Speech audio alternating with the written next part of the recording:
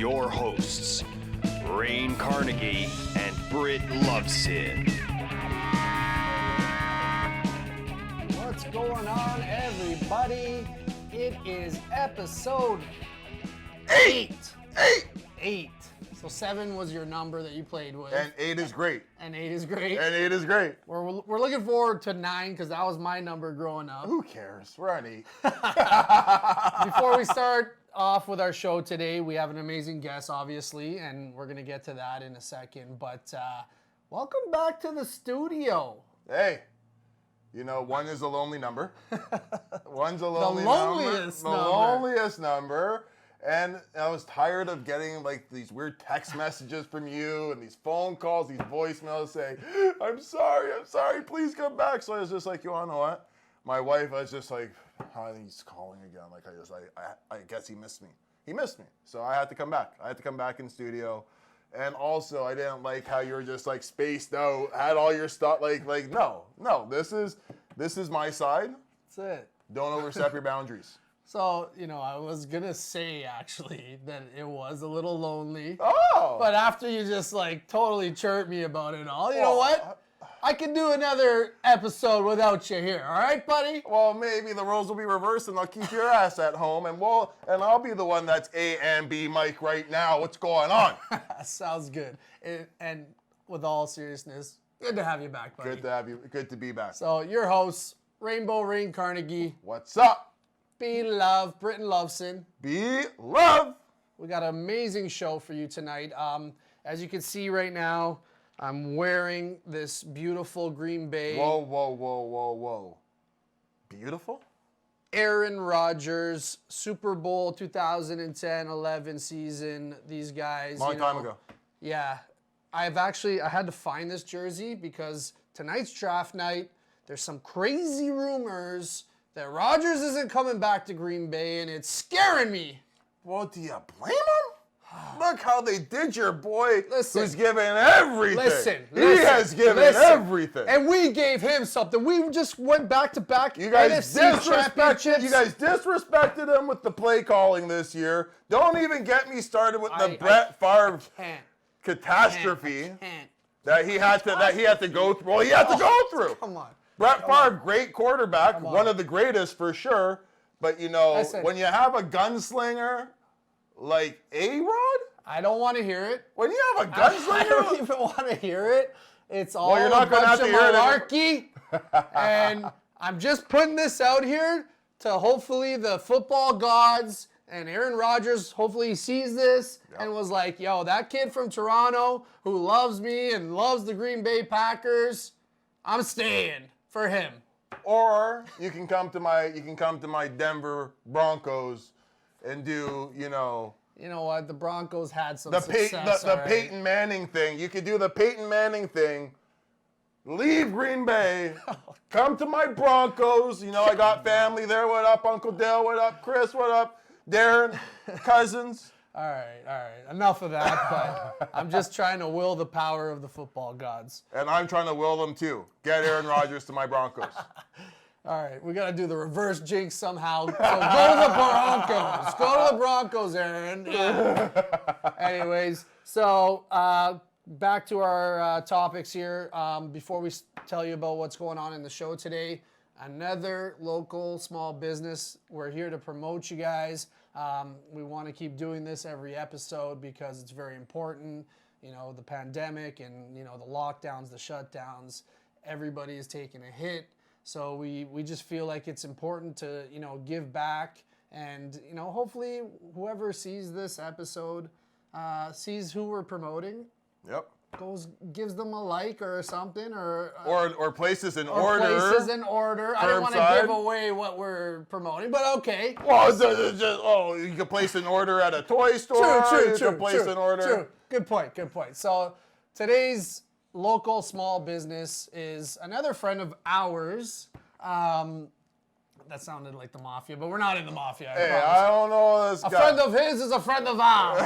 But a friend of ours, he's been running the shop there for about 8 or 9 years. It's going on. It's been a while. It's been a while. John Almeida from the Thirsty Fox. Thirsty Fox. And Egg Eska. Eska. What's up, Eska? What a guy. He plays some hockey. He played some hockey. He did. You want to know why? Every time I talk to Eska, he'd always tell me about the time he played hockey in France. Because I played there for 2 years. So him and I... Apparently he was a player. Yeah, Well, you can't look at him now and be like, oh, you can't look at me now and say that. Fair enough. You know? So we got one of their jerseys hanging today.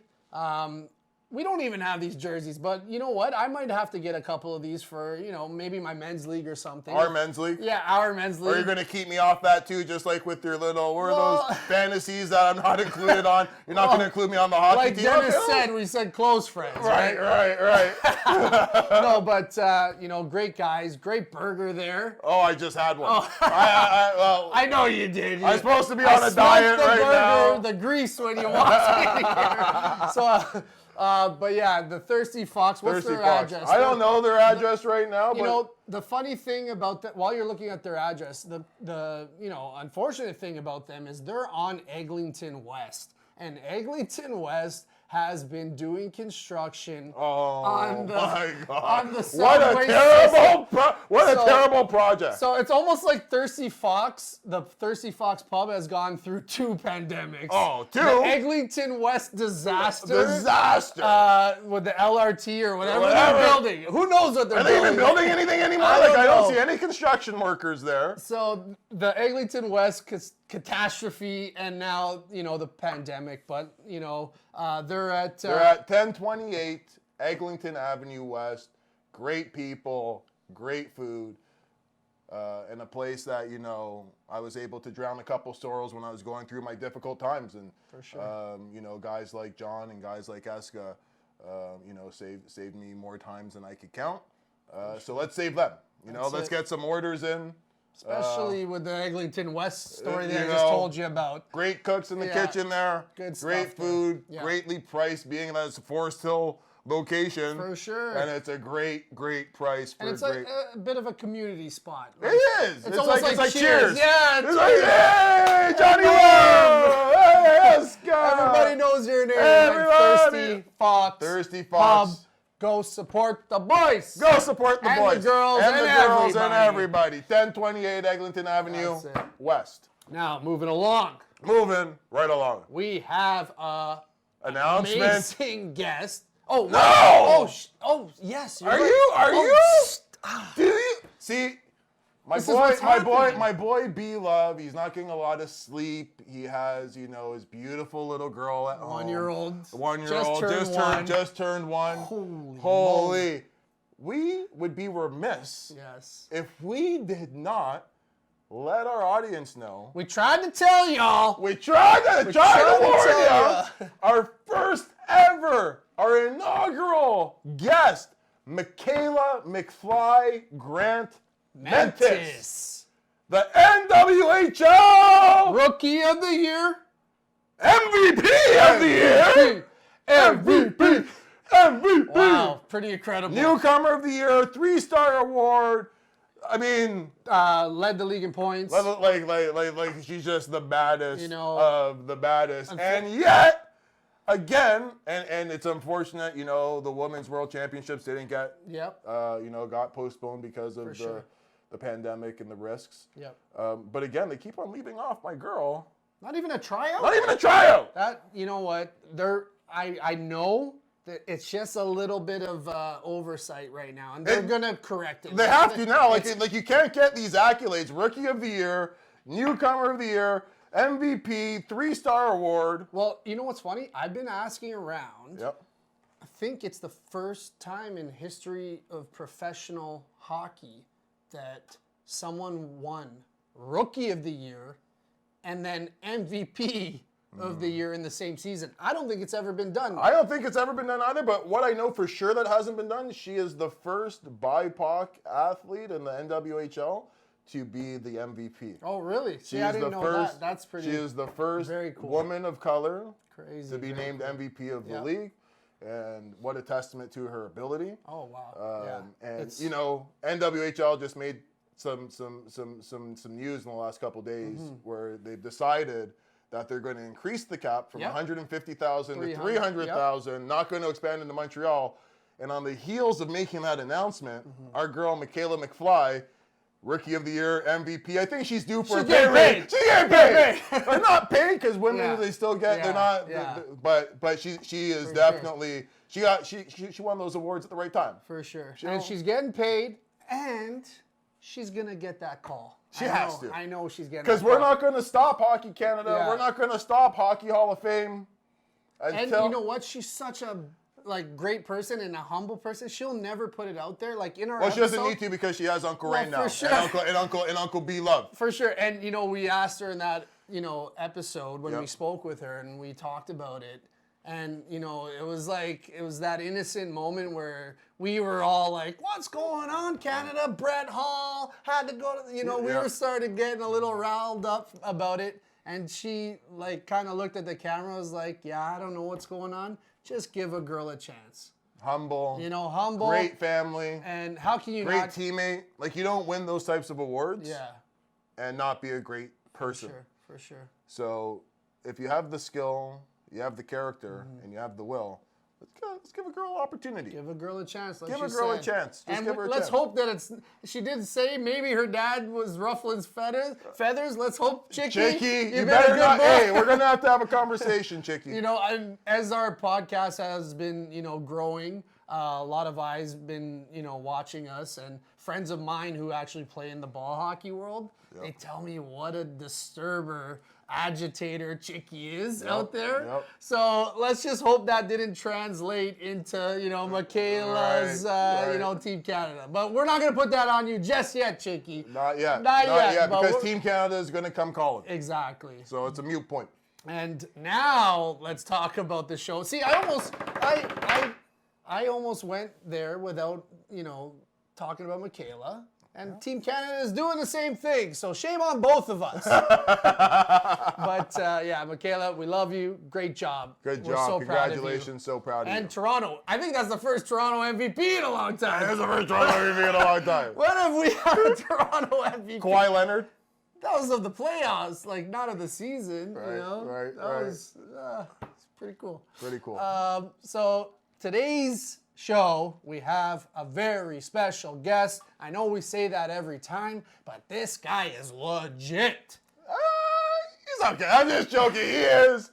I never thought that we'd be able to get, in every episode, I'm always astonished by, the type of quality people that we have that agree to come and share their stories and to be a part of what we're trying to deliver here to our audience. And to have, a two-time Stanley Cup champion, 2 rings, not one, not two, two and times. who's like a huge builder of those. Well, he's Stanley a huge builder in the hockey community. sure, Everybody in the hockey community. I mean, if you really know hockey, Yeah. you definitely know who this guest is. And I had the good fortune of playing for him in an all-star tournament with Team Ontario Under 17. And, Mr. Mike Futa is our guest. Mike Futa. And he's coming at you right after this.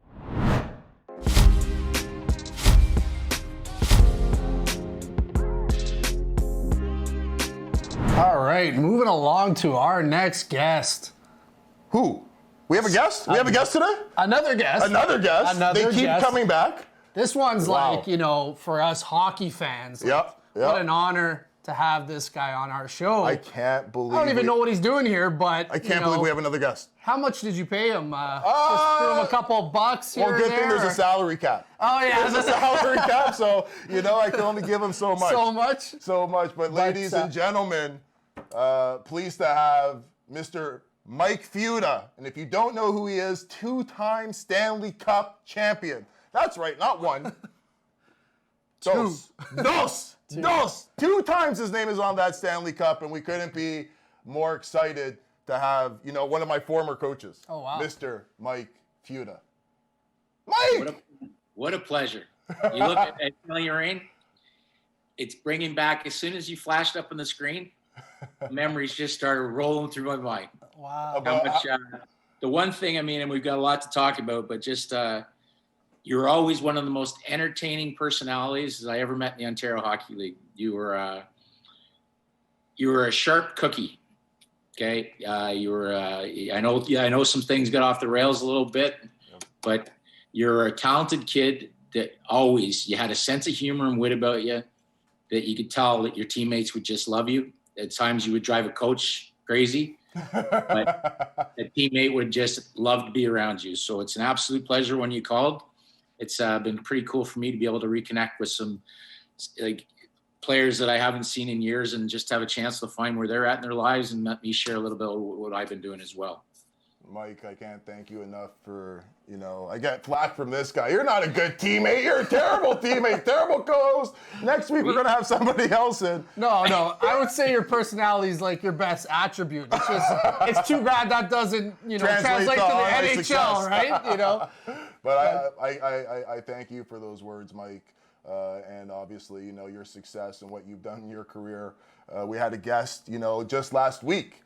Somebody that I believe, based on what this gentleman said last week about you, it seems like you know him pretty well. God bless you, your soul. You're a better sport than me. I don't know how you could do it, but Louis Vigilante was our guest last week, and it seems like 6 degrees of separation. Yeah.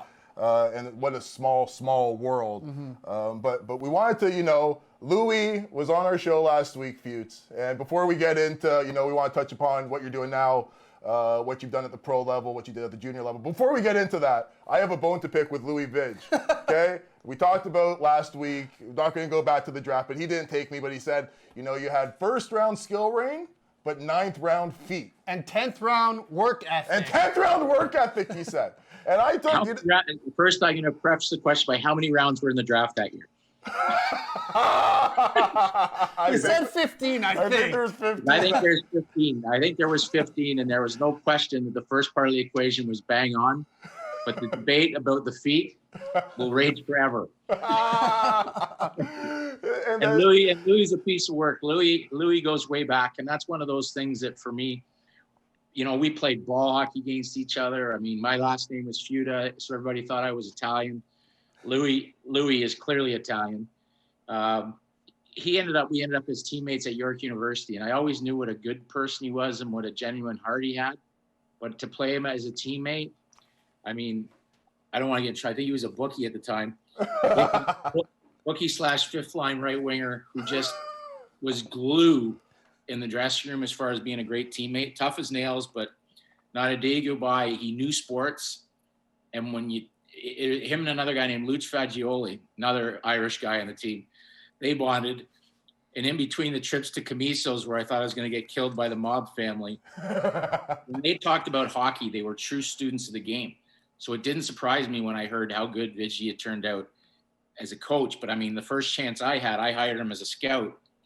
And he just took off. Like, he not only watched the games. A lot of guys go to games just to socialize. He watched the games, but he took pride and he was proud of his own opinion. Like, so many people want to just kind of gather other people's information and present their own BS and wrap it up in a bow. If he didn't agree, he disagreed with you. And I mean, it wasn't never a yes guy. It'd be like, no, Futes, this guy's a player. He's players. He's good players. And then he would break it down. Because he watched the games and he was very strong in his opinions. And I think, he went on. He was at St. Mike's and stuff. And I can't see a bad word about him. Incredible teammate. And again, just a student of the game. And I think when I start to hear about yourself coaching and the guys that are getting involved to give back to the game, it's in good hands if you've got people like that behind the bench, because your hockey minds, these kids can really benefit from, but also your experiences, both positive and negative, are going to make their lives better. Thank you. Well, that's too bad. We kind of wanted some things, negative things about Louis, but we'll leave it at that. I told you, I said, I apologize. I think he's let himself go a little bit. I think. All right, there we go. I think the money that he won in the latest parlay, he's not put into a good fitness membership. But he's got a heart of gold, so I love him. So yeah, well, going to Louis. So I've been I'm going into my 5th year coaching, and every year I've coached, I've been on the bench with Louis. So he's been a bit of a mentor to me. But like we talked about in the episode with him, he doesn't hold back his feelings. He will let you know exactly how he feels. Is that like the thing that really drew you to him? Like just his rawness and like, and he was legitimate. Like the thing about him, he played any game he played, whether it was, but he was hard to play against. Like he was a tough, no nonsense guy who just put it all on the line. And that was infectious with everybody because you knew that was the kind of guy you wanted to hang out with, but you knew he had your back, and whether or not he was the most talented guy, he was the most committed guy. And I think he's one of those people that, you know, sometimes they say, you know, the guy was he was great in the room or whatever. And then some people say, well, leave him in the room. Well, Vidge was great in the room, but he brought that onto the ice, and he was just a great teammate, just a really, really great teammate. And I mean, I'm not going to sit here and say that he broke scoring records or whatever, but you got the same effort all the time, and he was really hard to play against. And the opponents, you know, he probably had friends away, but those were his enemies when he was playing against them in anything. He was so competitive. And who knows, maybe he was betting on our team or whatever, trying to run it up. But I loved him. I actually loved him as a teammate, and we've tried to remain close. And he's, as I said, he's a consummate friend as much as a great teammate. He's just one of those people that sometimes you have to flip through your cards when somebody brings up a name from the past, and Louis Vigilante is never somebody you have to flip through the cards. It's just the good memories just jump right to the forefront. He also made reference to back in your playing days at York University that there was another teammate of yours, Jim Holton. Did you play with Jimmy back at York University? Yeah, Jimmy would call me. Jimmy was like, he was in my wedding party. So okay, is that why I made Team Ontario? Did Jimmy hook me up? Pretty much. Our friendship was on the line. So he said, like, and Jimmy's like, he came to York, and the night his recruiting trip was the night we won the national championship, and we were after this guy Garth Joy, who was like an OHL All-Star who was supposed to come, and he brought Jim Halton with him, and Bowie was like, Jimmy Halton, sorry. We became best buddies. Another guy, Guy Girard, who now is his assistant coach with Charlottetown. Yep. Jimmy and I just remained thick as thieves. He was in my wedding party. Just loved him to death. I know he went through the Ontario Hockey League as a coach, and for a guy that, again, had marginal tools, he just put it all into as a coach, and he was a great student of the game. But we had a blast at university, and we've kept in touch, and we talk all the time because, I mean, I know that he went through his Hockey Canada run, and anytime you lose your job in this industry, you're hoping for the next stop. Yep. And I mean, when you look at the careers, I mean, fortunately, I know the direction mine went, but you look at Jimmy, we were basically, I had lost scholarships to the States over some lazy things I did as a player. Jimmy was like, he used to, when he played in the OHL, he had this famous line that when he was on Kitchener, he used to feed Rice all the time, Stephen Rice. And he meant, no, he used to take my sub on the bus. I used to literally just feed him because he only played 9 or 10 games. But I mean, Jimmy would fight anybody. And, Wolf Island, I never knew Wolf Island existed till Don Cherry told me. And he's just a wonderful guy that's a hockey lifer, and he's really carved a niche for himself. I mean, that's a supportive family to allow yourself to he coached in Belleville, which is Kingston, which was his hometown. Yep. I said, you're just chewing up the 613 area code there, Jimmy. Area codes. But then, for his family to support him making that move out. I know he coached in Florida for a while as assistant coach with the Panthers. So he had a little bit of taste of everything. Had some success with the national team, with the World Juniors. And then he went out to Charlottetown and basically rebuilt that program, and he's done a wonderful job. So yeah, and I actually had one of my best friends in the world, and York University left winger extraordinaire, Jimmy Halton. That's awesome. Now here's the difference. Yeah. Jimmy didn't have first round talent, and he still had ninth round feet. So how you know RANE is through that wonderful under 17 Ontario team that you had the pleasure of coaching. RANE has the jersey, very proud of it. He always has it hanging up in the studio. But he wondered, how come he wasn't on the first line with, guys like Horton and Perry, Richards, Jeff Carter, Anthony why was he Stewart. tossed to that fourth line? It was a question, he begged me to ask you. He didn't really want to come out and say it. So I'm here doing the middleman work. What made RANE get shifted to that fourth line on that under 17 Ontario team? Well, we broke a few stories tonight already because there's potential if it wasn't for Jimmy Halton. he never would have left Belleville for the trip. But there was always a question. There was never a question that RANE could put the puck in the net. There was some question about how motivated he was at times on the ice. That if there was a shortcut, if he didn't take shortcuts as a player with his talent, you'd always be wondering, he never left you doubt. But I mean, when he was on and he was motivated and he was pissed off, there wasn't a better, more effective player in the Ontario Hockey League. I mean, he scored big-time goals. He went to tough areas. And as I said, but it was that consistency factor that was there. But I still remember with that team, Jimmy just swearing up and down that I got to have this kid. And I mean, I'd seen what he could do and how he could score and stuff like that. But when you're putting those teams together for a short period, you want to make sure that the chemistry is right. And I always laugh because we joked about you being on the fourth line earlier, and I said the only reason you're in the fourth line because I didn't have a fifth line. But we're sitting there, and you think about the talent that's on those teams when you go back and check I always made a big deal of it because, I remember bringing my quote-unquote first line in, who were all centermen at the time, which are on those teams, it's like you see NHL when they put the Olympic team together at a much different level. You get all these centermen, and who's going to be satisfied to be a winger?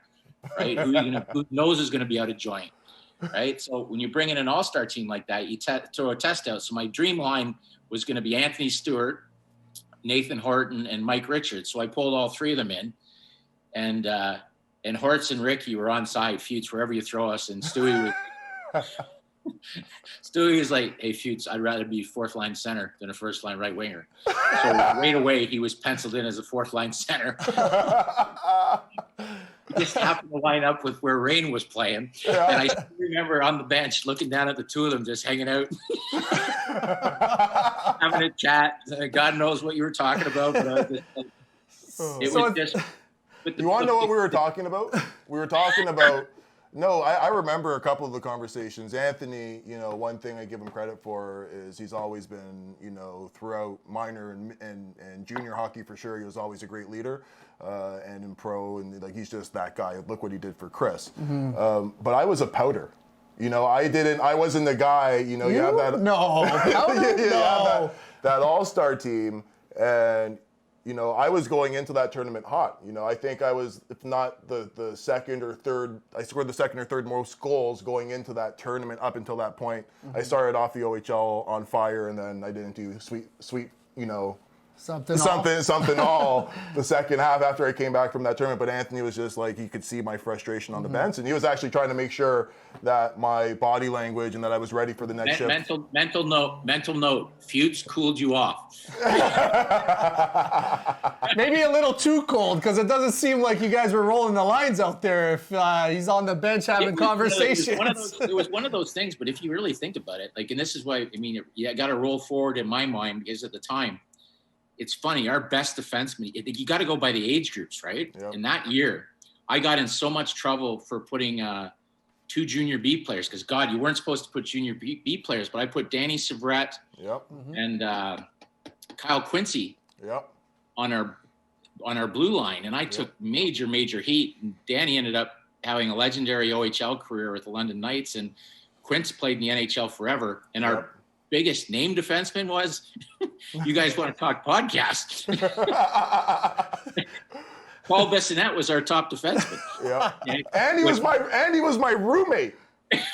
Now that that should be a podcast altogether. Because I'm telling you. I found you to be one of the most entertaining people and from that moment I said to Biss, I don't know where hockey will take you, but you are one of the funniest effers I've ever met, and you have a career ahead of you in broadcasting if it never works out for you.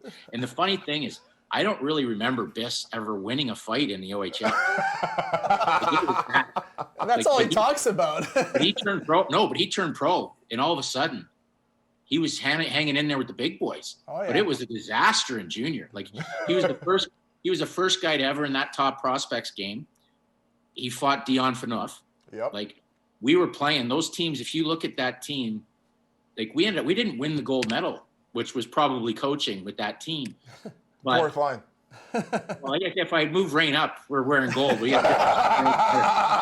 nice pass there. I got like Brad Richardson, Corey Perry. Wow. Like it was oh my God. Matt Christie. But there was another Luciano Aquino.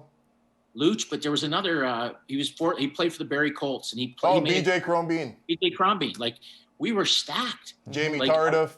But it wasn't a huge year. I think we had Kyodes and Andy Kyoto, our goaltending. Yep. It wasn't that. No, so we had Brown and some kid from the Dub. That's okay.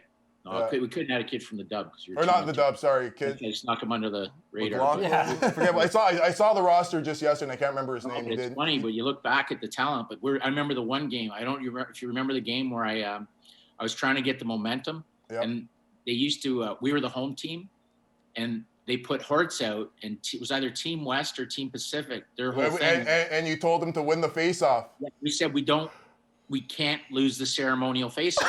That's right. I told him in the room, Hortz, you got to win this draw. I totally forgot about that. The ceremonial face-off. I've seen. So we've got our whole line, like our guys along the blue line for the thing, like because they're going to do the national anthem after the draw. And they have the red carpet out, but this time, this kid comes out in a wheelchair to drop the puck. Okay, and I told Hortz on no circumstances, and it was either Shea Weber because the other team, the names on the teams we played too. It was like they had the top D. It was like Weber and Phaneuf and all these. Sean Bell. Oh, it was unbelievable. But so, anyways, they've got all the mayors and all the politicians, and this kid in a wheelchair is going to drop the puck. And I've given Hortz. So they basically, and you know this for a fact, Rain, the puck drops and they're filming it. There's a good 30, 40-second puck protection battle. Like Hortz cross-checks them. They're going at it.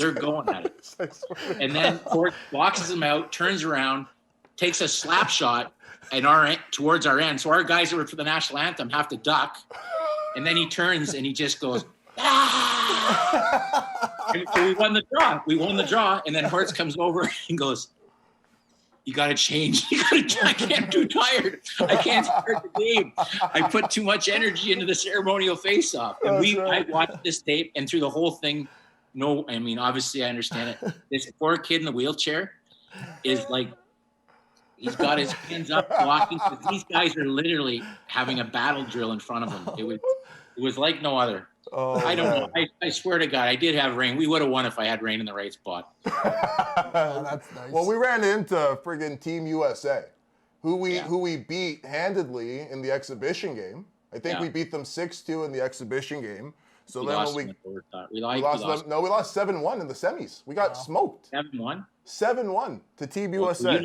You're not picking up your checking assignments? I was on the bench. I was watching Horton and Carter and Richards fly up the ice. You were +1. He's playing 90 feet of ice, not 200, all right, Futes? He had 90 feet of icy cover, but they weren't all in the same spot. Yeah, you know what? Vince actually said that. He's like, you couldn't beat anyone open ice. And you were like, come on, it wasn't that bad, Vidge. But, we did see some tape. I said this to Vidge, too. That goal we posted of you in Halifax. You didn't really beat him with his feet, but you had a nice little hezzy.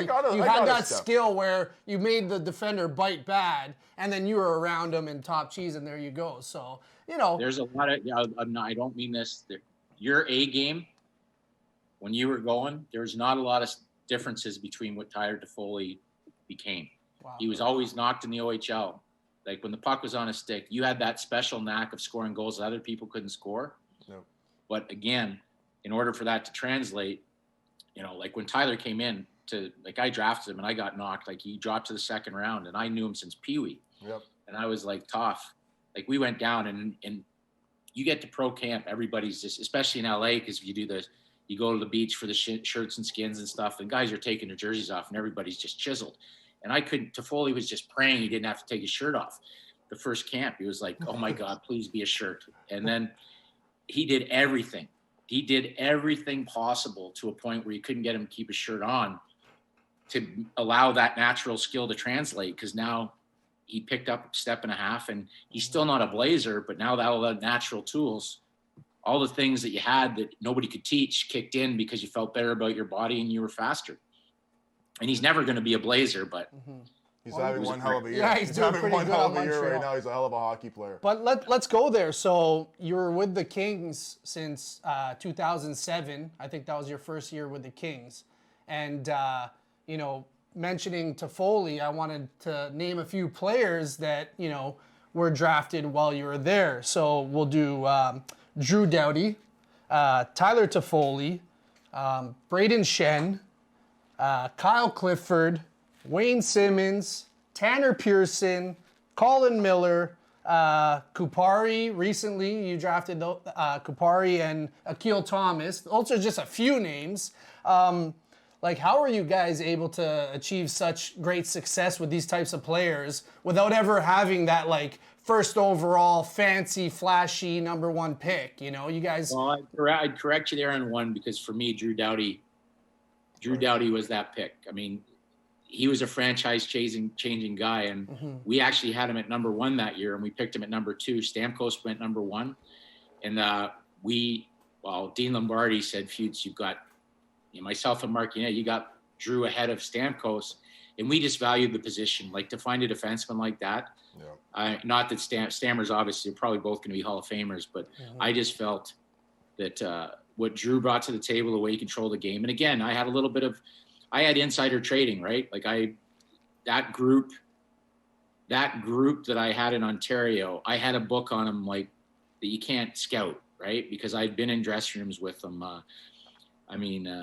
I was very fortunate.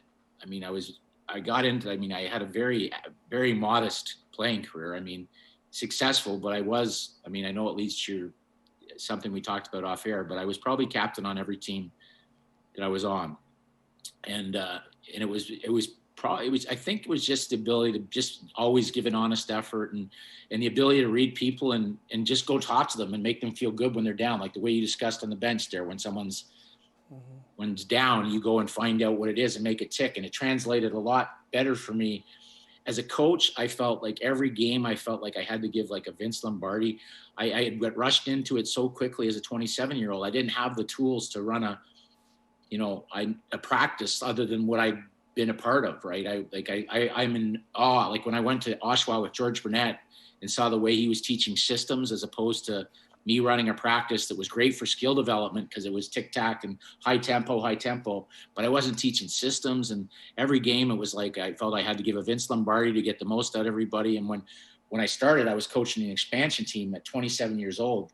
And I could have given him a Vince Lombardi with Scotty Bowman shoved up my ass, and I couldn't have we weren't going to beat anybody. We were going to outshot 62-12 every night by I had the OHL. Bujar Amadovsky was the goaltender of the year, and we still had no chance. But I cared enough to just try and make guys care every night. And then Mark Osborne came in and helped me out, and I saw how much work I needed to do on systems and just incorporating systems into practice. And then, I had guys like Dan Polizziani and different guys that were really specialists at that. And then when I went to Oshawa, I just was like, George was like a teacher on the ice, and the stuff he broke down, and every drill was not just about being faster. It was about systems, where he wants you to be on the ice. And I was like, oh boy, I'm either going to learn from this. And then I got offered a bunch of head coaching jobs, like as a second shot. But at the time I was kind of starting to run the draft, and Oshawa, and Sherry Basson, who's a local legend in the area, he came in and said, I don't know what you're thinking. You should be a manager. You think you're Scotty Bowman. You should be and Owen Sound actually interviewed me, and George was like, Futes, you should think about this. I know you want to coach, but this gives you carte blanche to run your own program, right? So I went in begrudgingly. I'd been recently married and moved up to Owen Sound, but that group just gave me they were so honest. They hadn't won. They'd put a ton into the dressing room. The community was dying for a great hockey team because it's not a really popular market. And they just handed the keys over the car. They let me hire my own coaches, my own staff. And the first thing I did is I said, there's an OHL list of guys that want to play in the Ontario Hockey League. And then there's a much shorter list of guys that will report to Owen Sound. And so my first pick, I went out on a limb. I did a lot of homework on it. So didn't know. I knew I had my foot in the door, but I didn't know what was going to happen. And I took Bobby Ryan. And I thought if I can get Bobby Ryan to report to Owen Sound, an American kid, like Americans didn't even know where Owen Sound was, but for sure, a kid that was arguably the first pick overall, if he was coming, he was going to Michigan. I knew there were so many things off the ice, like his father was in prison in Philadelphia. I had just hired Mike Stothers, who was the assistant coach of the Philadelphia Flyers. I knew the guys in Newport wanted him in the OHL, and they wanted him because of his dad's situation in a certain environment that I knew he could provide, but I just didn't know the final answer. So we got Bobby Ryan, and it just opened the floodgates. I mean, as far as no American was going to say no. Bobby was breaking records. I mean, I signed Mark Giordano as a free agent out of single A hockey, which he came up and turned out to be pretty good. And then did you say you got Giordano out of single A? Yeah. Yeah, he was playing Norris Trophy winner? Midget A, yeah. He's a big ball hockey guy too, I think, right? Giordano? Yeah, he was. They had to shut him down. They had to shut him down because, as I said, when I got him, it's another example. I mean, I met this kid, Peter Mavroudis, who's like a local GTHL legend, said, you got to go see this guy. And I went, saw him, and I was like, he's playing A. He wasn't even playing. It might have been double A, okay, but it certainly wasn't triple A. Yep. And he was built, I always say this because it was like, he was built like an Academy Award. He looked like an Italian guy that was going to Wasaga Beach in the summer, probably looked great in a bathing suit, big shoulders, big muscles, but everything was, it wasn't what a hockey player was supposed to look like. And Mike Stothers just took him, and this kid was a sponge, and that's the key. I mean, when you get a kid that wants to learn and has no questions, and you guys will learn. I use the analogy. Anyways, I'll get Gio out of the way. So Gio comes up. He's got like ball hockey equipment on, and the owners are like, you just signed, because I signed him to a contract. He had a scholarship at Ferris State, and I talked him out of it, and he wanted to play in the O, but he came up, and he's literally got his I think looked like he just bought his equipment at Toys R Us on the way up. And the owners are like, you just gave this guy 3 years of university for 2 years? And I'm like, somebody put him in equipment. At least put him in equipment. He literally looked like Westwood Rink 4, 10:30. And he goes out there, and he never he was the first of all, when you meet the family and the kid, you know what you're getting. And he went up, and he started to do the work with Stutz in the gym, and then he's still never been drafted anywhere. He's never been drafted in the Ontario Hockey League. Tommy Webster came in, and I had to beg him to take him to Calgary. He's never been drafted in the NHL. He goes there, and he's the captain of the Calgary Flames and the Norris Trophy winner. So, and he's built he's just ripped, just ripped. So it's hilarious. So putting in the work in like that really helped the program. Then I went after Wayne Simmons, and the guys that I had there and the guys I traded for, then I traded for Biss. And I still have that, because here's a great Paul Bissonnette story. Paul Bissonnette's captain of Saginaw Spirit, and you'll know RANE, Biss is Biss. Yep. Having room with him. So he's like, I'm clearly tampering with him. Because he's calling me all the time, Futes, you got to trade for me. I got to come. He just let me do my job, Biss. So I think it was Bob Mancini was GM of Saginaw, and we play Saginaw and Owen Sound. And it's very close to the trade deadline. And, you come off the separate ways, the visiting team goes off the one end and the attack would come off at this end. Yep. So we come off the ice, and Biss, my office is right beside our dressing room. Biss comes off with our team. in full Wow. he's like knocks on my door wearing full Saginaw gear, and he's like, Futes, how is this deal? What's going on? How's the deal going? And I'm just like, yes, go with your team. Go with your. The phone rings. Bob Mancini goes, well, Futes, you know how you weren't going to give me that second? He goes, seeing as my captain skated off with your team, you might want to throw that extra second into the trade. So I'm like, yeah, let's get it done. Let's just get it done. Oh, that's amazing. What a story. What a character. That's amazing. And that doesn't surprise me. Yeah, for sure. This was always that character. Yeah. Always that character. Some of the stuff that came up with him, like I remember him because he's so honest because he had his parents' truck up there. And we had this kid named Robin Big Snake that I claimed off waivers. Tough. He was tough. Oh, no. He was like, he had like 800 minutes and penalties in the Western League, like 40 goals. And here I'm like, geez, why is he on waivers? Well, I found out why he was on waivers shortly after he showed up. He fell asleep at my place before his first pregame, and my dog ran in, and he hit my dog so hard. I had a little like non-real dog. He belted it across the room, and I'm like, okay, Robin, this is quite interesting. So anyways, he went out first game, Gordie Howe hat trick. And then I realized shortly after the trade deadline that Robin had a little bit of a problem. he kept it in tow till kept it under tow, but Biss came in the one day and he's like, he looked like he'd seen a ghost, and Big Snake was staying at his house, and he's like, I have to say something. And he goes, and I've never done this for a teammate, but at night, because Robin was the only guy that kept putting on weight. And we're like, and we knew there was a certain issue, but Biss says, I came back last night. He goes, this is like 4 nights in a row. I come back and my dad's truck's parked in a different spot, and there's like 8 Big Mac boxes scattered around it. He goes, I don't want to get Robin in trouble, but if it's my dad's car, I don't know what to say.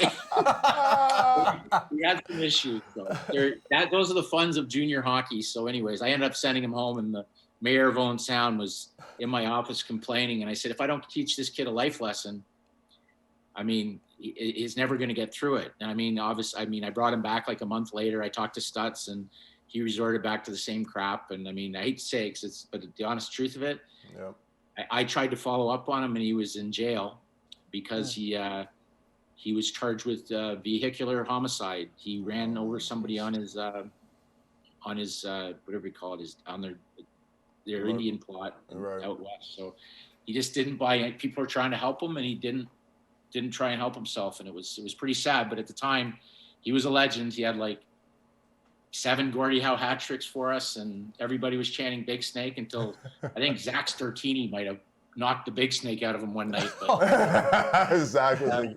It was a lot of fun junior hockey. So the program went well, and obviously I picked this kid Trevor Lewis up out of the Western Hockey League, and I found a loophole in the rules, which Dean Lombardi was the GM at the time, and he loved the fact that I found a loophole in the rule. I signed him, and had a deal done with the Philadelphia Flyers at the time where Ron Hextall was there, and I had him on an OHL card that if he was drafted to the right place, I could file right away because the Western Hockey League didn't have Spokane had taken him off the protected list. I went into an agency office the night before, and I said, Trevor Lewis isn't on Spokane's protection list. Not on the roster anymore. They deleted him. So I signed him to a card and framed the time of everything that he was signed so nobody could say that he was on a list. And then he got drafted by the Kings. I put the card in, Dave Branch, he's yours. Wow. Trevor Lewis comes in. He was unbelievable for us. He was a USHL Player of the Year and first round pick to the Kings. And obviously to go down, we won a couple Stanley Cups. But that's how my door opened to Los Angeles. And the rest, as they say, was pretty fun. So before you got to Los Angeles, you had a lot of, Bobby Ryan, Giordano, another guy who didn't look like a prototypical hockey player who's doing big things with the Leafs, childhood friend of mine, Wayne Simmons, and his path to get to where he is today and everything that he's overcome. I think it starts with you. And it seems like there's a lot of people that owe, in some portion, their success to the opportunity and the support that you gave them. Can you talk a little bit about, Mr. Maple Leaf? Well, he's Mr. Maple Leaf, all right, and he's happy about it. But I mean, those guys end up. They look at it that way, and I look at it the other way too. That if it wasn't for them, I wouldn't be where I am, because it's one thing to believe in somebody, and there's other guys that I believed in that didn't put the work in that he did. But when I met him, and I mean, I've told the story, and I'll try and tighten it up a little bit. But my scout said, you got to go see this guy. And Kenny Cook and Chris Burns said, you got to go see this kid play in Brooklyn. And I did my homework and found out that he had been cut by the Mississauga Ice Dogs on a tryout. And his dream was to play in the OHL, but he was going to Bowling Green because nobody thought he could skate, too skinny. He was like 146 pounds. So I went and saw one game, and he was playing in the Ottawa League there, Brockville, I think it was. And then I just went right to the house and said, listen, I'm going to put you on the draft list, and I'm going to draft you to Owen Sound, and you have to trust me. I said, I'll match your 4 years of Canadian University. But there was not a lot of electricity. The brother was there who had told me that he basically would play in the CFL, but they could only afford one player to, put all the money into his career, and they put it into Wayne. And I gave him my word that I'd help him out, and drafted him, brought him up. And you talk about a moper. Holy Jesus. I mean, everything. And I mean, I was plus you're an Owen Sound. He always used to come in. He had this great play where he went in and he always looked down. His body language was just crap. Just terrible. Mike Struthers loved him, but he says, Futes, you got to talk. His body language is just terrible. And then we had this game where he went in and he had a penalty shot which could have won us the game. And he went in and he went to lean on his stick in the high slot, and the stick broke. He toe picked and face planted and slid into the corner. And then you talk about body language. He came in and he was just like, "Did you see that, Futes?" I went, "Yeah, I'm." I saw it. He goes, "Not only am I the only black guy in Owen Sound, now I feel like I'm standing out even more." And we just had a talk about hard work. And I said, "You've still got my commitment, but stop." I said, forget the hockey will take care of itself. The body language, Simmer, people are gonna. It's so like the NHL scouts won't even notice it because I mean, I can't sell the package as long as you look like you're mad and upset and pouting all the time. It's like an "oh woe is me" thing, and he turned that part around of it. I mean, the 1 week I remember he was the OHL Player of the Week. He had something like 6 goals, 3 fights. Brian Burke was in town, and I'm like, that's the kid I've been talking about, right? And I was still obviously in the OHL, so I get this big offer to go to LA, and I'm basically leaving Simmer on, and he's livid. Like the show, he's like, won't talk to me. What are you gonna do? We got this thing, like, and he's got a reason to pout because we had a pact, right, that I was going to look after him, and I'm like, I got to take this, Simmer. I mean, just keep working hard. And I get down there, and the Kings show me their Ontario lists, and they're like, Wayne Simmons isn't on it. So Dean Lombardi says, you haven't seen the rest of the draft. Where do you put Wayne Simmons? And I said, well, I put him at number 2 behind Sam Gagner. And they were like, the scouts are looking at me like, you've. And so Dean goes, oh, prove your case. So I had all the video. I had the insider track on how much I knew he wanted it. So I put this video thing together, and Dean Lombardi said, and then the guys that watched, they were like, wow, like, because they had just fired all the scouts. Owen Sound wasn't a place. Guys wanted to go watch players play. So you could see where he'd fall in the cracks. He was 146 pounds. So people didn't know how actually tough he was. Like, he punched like a 200-pounder even at that stage. And I just knew how hard he'd work for it. So anyways, but now they're like, okay, you've got him on the list. You can't tell him anything. And so Simmer calls me, goes, how's LA? And I go, Simmer, listen, I'll invite you to these guys aren't really high on you. I'm going to invite you. I'll invite you to training camp on or late rounds, but you can come as a walk-on. I guarantee you, at least come into an NHL camp. And he was just drove him to work harder, but little did he know. So we come back, and they're like, so where is he on our list? He was like 10th overall on our list by the time I was done with him. So I convinced them that we can't take him in the first round, because I knew that no other teams had really called about him. But so I said, maybe we should take him a little later. And Dean Lombardi just lost his mind on me. And he was like, you effing this. He goes, I should never have hired you. You did the right thing. You believe in the kid. You know him. You put him in the right spot on the list. And now you're trying to find an out, not where to take him. And I said, okay, let's go. So we had a compensation pick at the end of the second round. And they pushed the microphone towards me, and nobody else wanted to announce it. I was like, Los Angeles Kings take from the Owen Sound Attack, Wayne Simmons. And it was just like, and of course, you know the name. My phone, I've always told, because the first Steve Spot, my phone blows up. He's like, I hope you didn't sell your place, no one sound. Everybody's just burying me. And I mean, so all Simmer did. And then Eustace King, his agent, calls me and says, Wayne just drove off the highway. Because I had to call and tell him that not only did you draft him, but you took him in the second round. And then, you know what? He made the rest history. I had no doubts. I said, Simmer, just don't do too much. Just be yourself. Go out and work. And he ended up, I said, you're never going to be and he got himself up to, I don't know what he maxed out. He probably got himself up to like 180 pounds maybe, but everything translated. His biggest problem, he didn't protect the puck well, and our guys could fix that. He became one of the best puck protectors. Then everything else kicked in. His first fight, he just dismantled this guy. He scored goals. He started to get, Dustin Brown was a big net front guy, and Simmer just stayed out late after and became the master of the tip shot in front, because guys don't want to do that. Like, it's not only an art to get your stick on it, but to take the abuse. Like, now you're not allowed to touch anybody, but to take the abuse in the old games where guys could just cross check the hell out of you, and it didn't matter. And it's really unfortunate for me because, I mean, we traded him, which devastated me, but we're trading for Mike Richards, right? So there was part of me, like when Dean said, I'm going to tell you, you'll understand a little bit, because Braden Shen, they're like assets and they're draft picks until they become yours. Then they become yours. Then there's a name to them, and now they're like your kids. So when Schenner, who I was really excited about, and Simmer got traded, I was devastated. But you're bringing in Mike Richards, who I coached in our year in '85, and I knew we were getting the right fit for our team. You know, you win a couple cups, and then you see Simmer go off to be an NHL All-Star and making six. But it killed me that Philadelphia didn't pay him.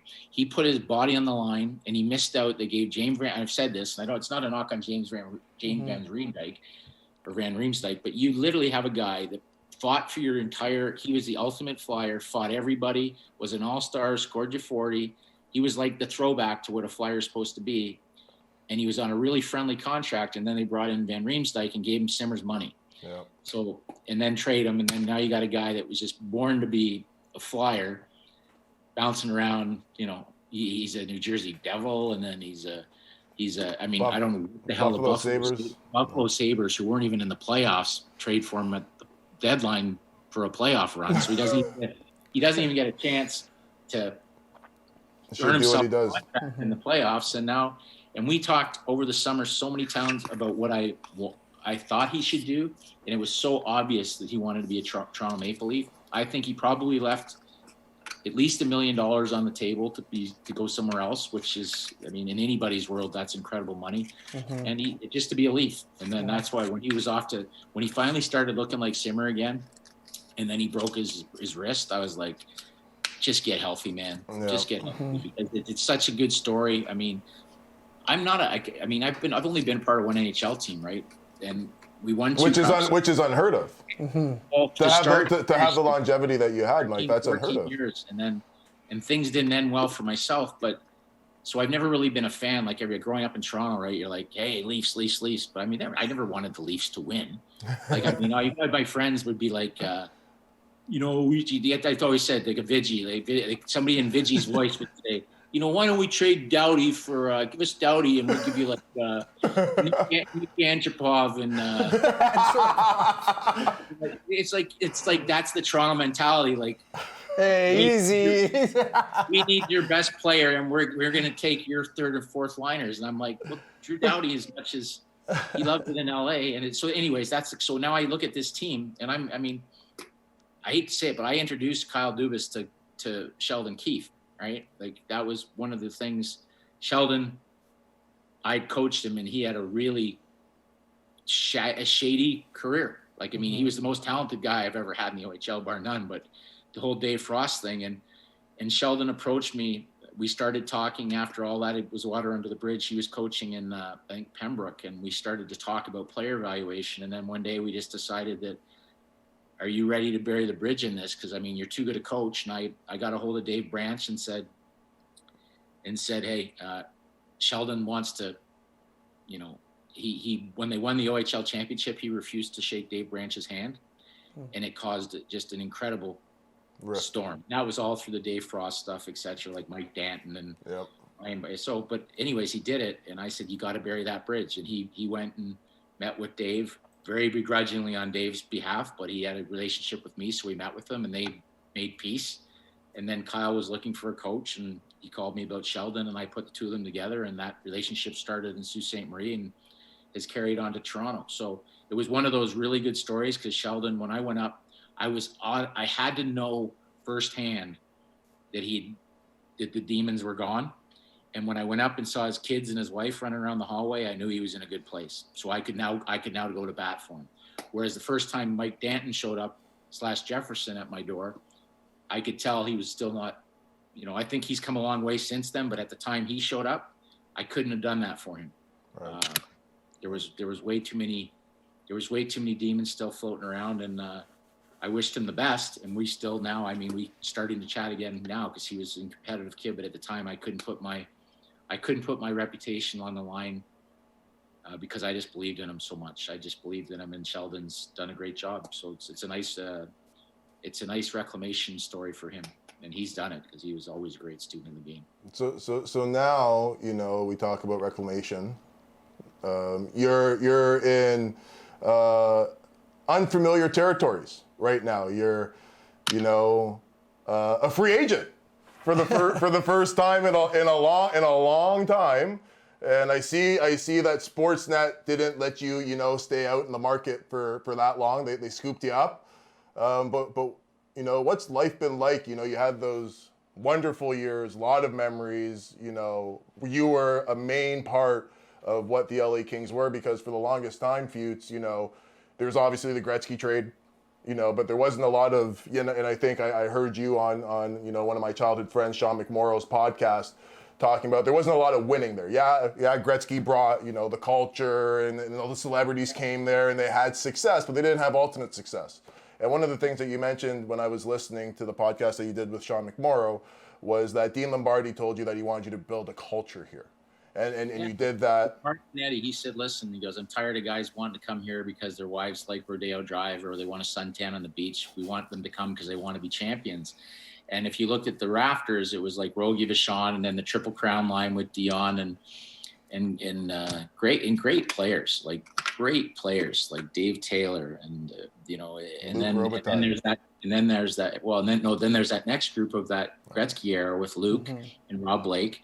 And they were all great players, but they never won, right? And Dean was like, look what you did with this program in Owen Sound. Now you got to do that. You got to find me these kind of players that are going to change the culture because we need winners.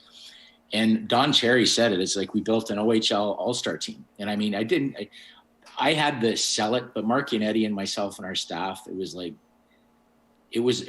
easy, but it was like we would take certain players, like we took Kyle Clifford early. But I knew Kyle Clifford. Like by the time I was done with Kyle Clifford, like he was actually you can't fix the NHL draft. He was actually looking at the teams ahead of us. Like I said, well, if you're there at that pick at the top of the second round, Cliffy, we're taking you. And I never told a kid we'd take him in a slot. But after I told Dean, I said it's that kind of culture changing kid. So that morning, I guess the Atlanta Thrashers asked for another meeting with Kyle, and they were picking ahead of us. So Kyle threatened to throw the scout out of the window. He picked a fight with one of the scouts just to scare him off.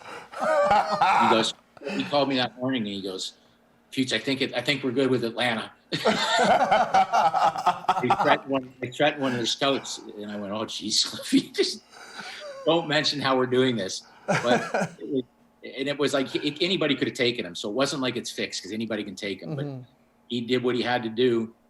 And it was funny because we had a chance. We were trying to get him and Ryan O'Reilly went like three picks early. Like Ryan dropped to the second. We had a deal in place that if Ryan hadn't gone, we could have traded up and got both of them, which you talk about a culture changing. But so we got Cliffy, and you get guys like that, you just feel better about yourself. And then so we're down there now, and the skill level, you got guys like Braden Shen, you trade, and now you get to that point. That's why I don't know where things are going to go with the Leafs right now, but I think what Kyle's done, Dubas, is just it's awesome because we had our core guys, like we had our Kopitars and our Dowdies, right, and our good young players, and now all of a sudden you're trading for Justin Williams and Mike Richards and Jeff, and so you're putting, and we had I think 14 drafted players, and then we just surrounded them with other captains like Jarrett Stoll, Matt Green, Robin Regier. We were just throwing character pieces into the dress. Willie Mitchell, like character pieces into the dressing room. And then you could even take a swing on somebody that's character was questionable, because Marion Gaborik, he was a sniper, but he always had that, can he fit in? Is he lazy? And we were like, in our dressing room, our guys will ring his fucking. It's almost like the Phil Kessel. You put Phil Kessel in with, there's a difference. You put him in with Pittsburgh, Crosby and those guys, it's going to be, hey, you're still going to be Phil Kessel, but when it comes time to play, so Marion Gaborik comes in and scores like 17 in the Stanley Cup playoffs. And then our mistake was Dean was so sold on him, and this one pissed me off to no level, but it was just one of those things you differ on. He thought we finally find the guy to play with Kopitar. We were so busy enjoying the celebration that we never talked to Kopi about how much he didn't like playing with him. Oh, wow. And so we signed him, and of course Gabby, who was a wonderful teammate, we never win without him, but Gabby in the last year of contract is different than Gabby in the first year of a 5-year contract. Right. And we always used to say that as soon as we started off, he had injury issues, and we'd say, oh, there's a scratch on the Lamborghini, you better put it back in the garage. and he wasn't going to grind it out through injuries, and it wasn't being out of shape. This guy was chiseled, but it was like he had won a Stanley Cup. And in the interim, what we paid him basically cost us Justin Williams, cost us some other players. We're more the actual glue of what we had together. Mm-hmm. And then we had a couple players get in trouble off the ice. Slava Voyanov had a domestic. He was borderline pushing Drew Doughty. That's how good he was. Yep. And Slava was I talk to Slava all the time. I think it's one of the biggest farces ever. He gets a domestic violence charge, which was deserved, right? But he had since gone through counseling, married the girl, and have 3 children together, and is the happiest guy ever, and they won't let him back in, which, whereas what's the good story that someone actually gets their life together and does the right things and it ends happy, but you're still like, no, we'll have none of that, whereas other guys are treated a little differently. But it was a great story. But if we don't lose him, then Stoli got a problem. Mike Richards had some problems, and then all of a sudden your salary caps and all these issues because the guys got themselves with some, what do we call it, self-inflicted wounds or friendly fire. Yeah. And you just can't do it. But you're not taking away the 2 that we had, and it was amazing. And it's for me, it sucks because I put everything into it, and then I didn't like the way I was let go in the middle of a pandemic. But fortunately, this TV stuff it's filled a void for me because now you watch games with a purpose, because you got to talk about it the next day. My daughters absolutely laugh when they see that I have a makeup kit. I think me, Rainer, and that's not my at all, but it's like something. And then all my clothes that I had gone down and packed, UPS lost them at the border. Thank God we're in a pandemic, because if somebody saw me, I could get by 3 days in a row with the same outfit. I only had 3. I was like, and they're telling me it was a disaster with my clothes. Sportsnet's got me some suits. I'm having some fun. Nice. Tim and I go on that. Tim and I grew up watching Tim and Sid, which is now Tim and Friends, and then I have a lot of fun with it. I try and avoid any controversial topics where I'm going to have to put somebody down, because that's so easy to do, especially when you've been in the other chair. You don't want to, it's when people seem to thrive on I've always been somebody that really gets excited when somebody has success, and there's other people that get really excited when people fail. And it's just one of those things. I want a job to open up, but I realize that's probably going to involve a former peer of mine losing their job, but that's part of the business now. So I'm ready to get back at it, and that's certainly my goal, to get back into management. Absolutely. So will you give me a walk-on when you get back? Will you give, if I lose? I think I have the mentality now. Now that I'm coaching, I know hard work. I will let you walk on anywhere I'm working. Can't go anywhere near the ice, but you can walk on. That fifth line. The fifth line. But I was gonna say, so we asked you before you came on for you to show us your 2 rings, but you have them tucked away safely. But you did send us a picture, so we'll post that because we're trying to get known in this podcast. Like world. those rings probably cost more than my life. Yeah, they're worth a lot. Like those were. But I wanted to just touch. I know we're running short for time and we got to let you go soon. But when you guys won that first cup as the 8th seed, the first NHL team to ever do that. Like, I know you've talked about, the character in your dressing room and stuff, but like, just how. What was that like? You guys had to beat some good, Chicago, magical. Like there was a lot of. We had to play playoff hockey all the way down. Like, once we hired Daryl Sutter, which was that was all Dean Lombardi, because we were like, wow, because we'd heard Daryl's a bit of a hard ass, and it's exactly what our team needed. But we were playing playoff hockey. That's because we talk about the Leafs now, and I've tried to say this, is like, these games don't look as intense as I would have thought they'd been. Like, I thought last night, Toronto-Montreal first round matchup, this is going to be a war, and it wasn't. Yeah. It almost looks now like guys are like, it's more of resting. Like, I guess tonight but I've heard the Leafs are sitting at like 4 or 5 guys tonight because they're that far ahead, like top guys. Right. So it's like, you got to be careful that you got your game face on. I hate using the war analogy, but you got your war analogy when you got your war face on when it's time. And we were so playoff ready. Like, Vancouver had an asterisk beside them for so long that year. Like, they already knew they were the first seed forever. They were playing meaningless games, and we were playing for our lives. When that first series started, you could tell they're in deep trouble. They got a team that has just gone through the grind. Yeah. We went that year. It was funny. We had the same 6 defense. Plus, you have to be lucky with your health. Yep. Lucky with just posts and calls and momentum. But we had played the same 6 defensemen in 2012 from December to the last game of the Stanley Cup final. Wow. There wasn't one injury, which is like unheard of. Durability, but it's unheard of. So, yeah, it was incredible. It was an incredible experience, and I mean, again, those teams that year, we went up 3-0 in every series, right? We swept a couple of them, but so we were on track at one point. We were going to break the Oilers record for the quickest.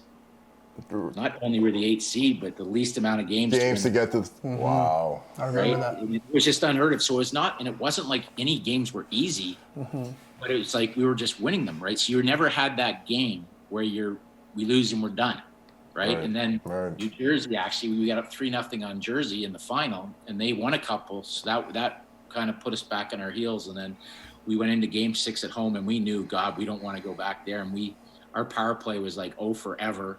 They took a 5-minute major in the first period, and we scored 3, and we were up 5-0 after the first period. So that was like, for me, the next 40 minutes where this could actually happen. Everything in your life starts closing to your eyes. You're like, oh my God, am I gonna? And I talked about it on numerous shows. You're like, am I gonna be able to? Am I strong enough to lift the cup? Am I gonna pass? It's like everything, because you've just seen it on TV, and it's all of a sudden now it's going to happen. How heavy is it? I don't even know, 32. But I honestly, when it's on you can just, like the Globetrotters, you can spin it around. You're elated. You can throw it in. Like I laughed. The only time that I ever felt was your day with the cup, because you get it at like 6 o'clock in the morning till midnight or whatever. I had this master plan that I would get the guy with the white gloves. I'd always rent him a room at the Marriott that I was at, so he had a big suite, so he'd know the cup still be there, so I'd keep it to like 3 a.m. But the rules are you got to be the guy that pours it, right? Or nobody else can drink out of it unless you want it. So I run like 7-8 miles a day, but I'm not a big weightlifter. So I'm like, literally that day, the next morning, I was like, and I was like, okay, what's happened? I mean, because I literally lifted the thing 800 times. It was pouring it all night. And it was like, it's the best injury you've ever had in your life, but it was surreal. And then in 2014, just to go to your comments about how different it is to win, how each time is different, is that we had to win 3 Game 7s on the road. So that feeling where you lose, you're done, including going down in the first series. We were down 3-0 to San Jose. That's right. right. That's right. And Jonathan Quick just basically said, not a chance. And even though it was 3-1 in the series, if you'd gone down to our dressing room, it was like, we're gonna beat these guys. Like, and our guys just took it to another level. But we weren't as deep. We had some key injuries this time around, but it was unbelievable. So Game 7 in San Jose, Game 7 I still remember Game 7 in Anaheim, which we had to come back in the series. I think we won like that one. I think we did win 7-1 or something. Yep. So their rink, we're in our biggest rival's rink, and it's empty, and they're chanting our home chant in Anaheim, and then we go into Chicago, which was we went back and forth with them, and that we won in double overtime in Chicago in Game 7, Alec Martinez, and that was probably the best live game I've ever been at in my life. And then we got the Rangers, and at that point it was like, sorry. Time to eat. Sorry, exactly. It's like I felt bad, and they were closer games. Like, but the first game, the Rangers, I thought were really good, and then Justin Williams scored in overtime, and it's like we're just going to keep finding ways to win. And then, I mean, even that one, I think it was double overtime. Martinez again in Game 6, but it was never. Honestly, it was a never in doubt that these guys were going to find a way. Because in the second one too, it was weird because I was actually on the charter for the second one all the time, and to see these guys literally going up and down with intravenous tubes and like lying in these machines. Like Jonathan Quick had this, looked like he was going downhill skiing, like to get his legs, to get circulation in his legs. Like these guys, they were gaunt. Like I remember Dwight King looked like the guys had lost between 10 and 15 pounds each. Don't worry, that wasn't a cat. What were you gonna say? Is that the cat you were talking about? You had to lock away. My daughter's picture. With the cup. Oh, great. Anyways, yeah, all's good. It's a great ride. Just want to get, as I said, I got 2 Stanley Cup rings and 3 daughters, and I've always said that they brought it up to me, being 3 young ladies, that one of us is getting screwed in the will. Well, we need to get you on another team. Yeah. There's got to be a vacancy with some of the catastrophes that have gone on. I was gonna say he probably is gonna have some options. He's like gonna listen have to this, some options. story that Futa has. But just before you go, I just, I'm wearing this jersey tonight. It's draft day in the NFL. Rodgers is potentially leaving Green Bay. I'm a huge Green Bay fan, but I just wanted to, get a perspective of yours on maybe like the draft floor. Was there any GMs that really, kind of messed around with you? Or did you ever have a deal that you thought was done and then, they pulled the wool out? Or a GM that like you would go to right away, like, hey, we got this guy on the board. Is it anything like that? First of all, with regards to your quarterback there, I hear that he is signed long-term with the Argonauts. Let's go! That would be the second best option for me right now. 3 downs. He likes the fact that he can throw a 50-yard screen pass in front of 1,300 people, so he's thinking about the PFL. I love it. No, you know what? For me, the first couple of times, the draft floor was always signified for me was because you always thought it was professional in the OHL, but it was so primitive. Like I still told a story about Brian Kilray, like the Ottawa 67s won the OHL championship, and they literally same thing. You had a guy that scratched names out as you took them, and they were all hung over from winning. And twice, in the OHL, if you announce the name and he's gone, you just lose your pick. So I remember looking at Brian Kilray, and I think it got to the 3rd time they had picked a guy that was taken, and they were just throwing their pencils around. So I realized these are the legendary status here, like an OHL draft. So now you go to the NHL where it's all, you can't even make that mistake because the names are in the computers. Once it's gone, it's gone. You can't take somebody that's taken. But I just remember sitting in the front row because we were bad. And you're right at the stage. And my dad was like, oh man, you got great seats. And I'm like, you don't want to have great seats here, Dad. You want to have the long walk. You want to have the long walk. I mean, just the whole thing about going up the first time, announcing the pick, and just looking out at a full stadium and just realizing what a dream this was. And being in the 30th seat as the champion a couple times was just like surreal, because that walk, it takes forever, but it's like everybody's looking at the men. Yeah, they feel like these are the guys, you built it, knowing a couple of guys when you're calling out their names. that they knew they were coming. Like Kyle Clifford had already got up and started walking down the steps. Like he probably, if I hadn't announced his name, he probably would have killed me. Because he had already hugged his family and was already on his way down the steps. And he just beat up the scout. He already beat up the scout. He already beat up Atlanta. He would have definitely, it would have been his second beat down of the day if I hadn't called his name. But in general, like, I mean, they do this thing, they mic you up, right? Like, as you get it, they do these things for these documentaries. And I've had some guys say stuff, and no matter how many times you tell the old school guys, you go, hey, I'm mic'd up. Like Brian Burke, just like, I'm gonna fucking they just say whatever they want. I mean, these guys have been around forever. Like they say, there's stuff I've had to go out in the truck and have to have deleted because I'm like, somebody just said this into my microphone and I don't want it to sneak out to the media or something. So can you get that out of there? But just generally, I mean, there's always been guys, there was trades. Like my first draft before it was strange. And it was just a story because we had a deal done with the Philadelphia Flyers. I think Kane was going first overall. And then we had a deal to move up to second or third with the Philadelphia Flyers. And we were getting an additional second round pick. We were moving back from where we were picking it. And then it was a weird dynamic about it. But then I realized that they changed the deal right on the floor.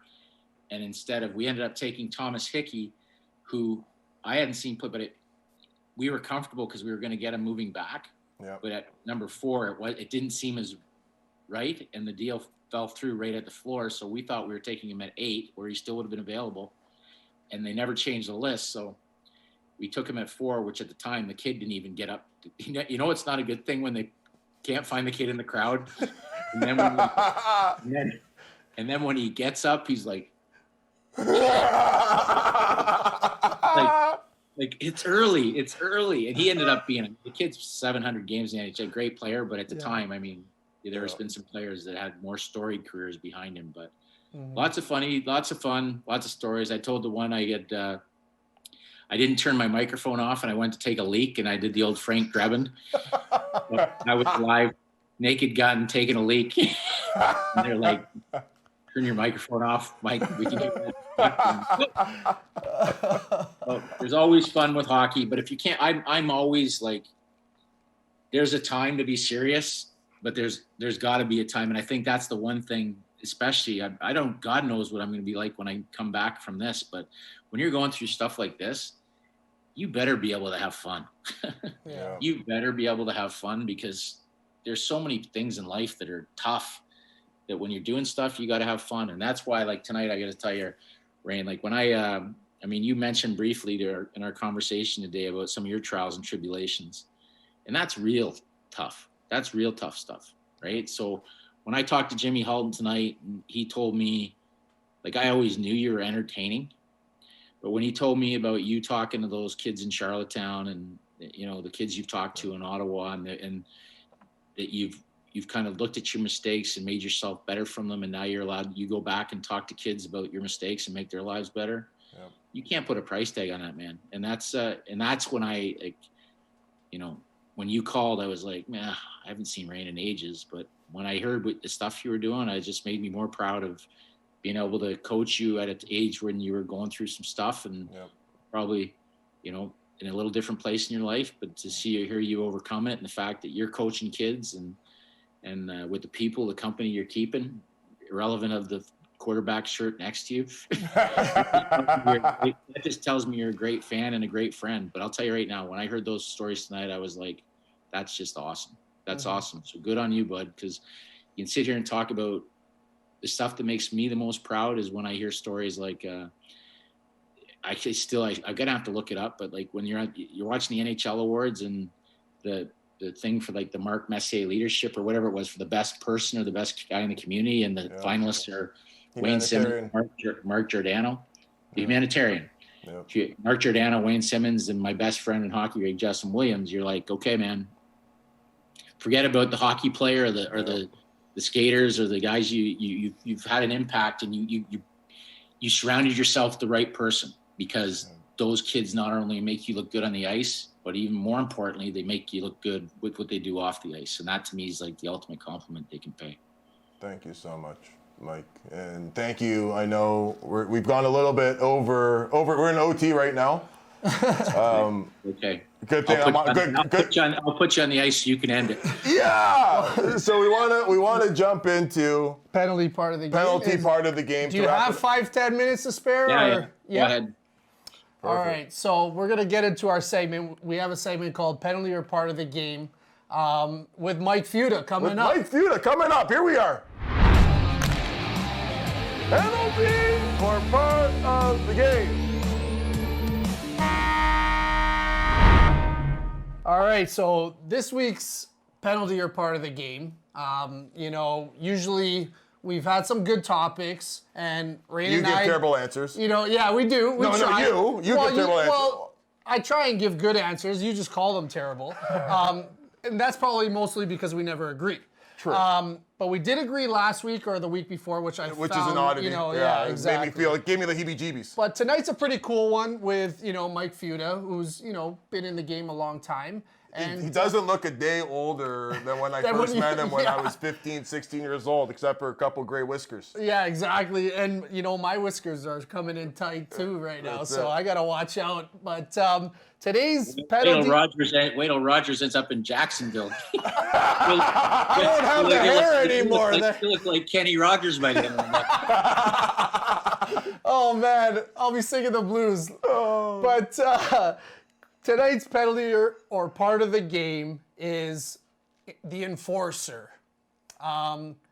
So, it's kind of a dying breed, a dying position in the NHL these days. Fighting's almost extinct in hockey. It's still out there when two guys are a little upset.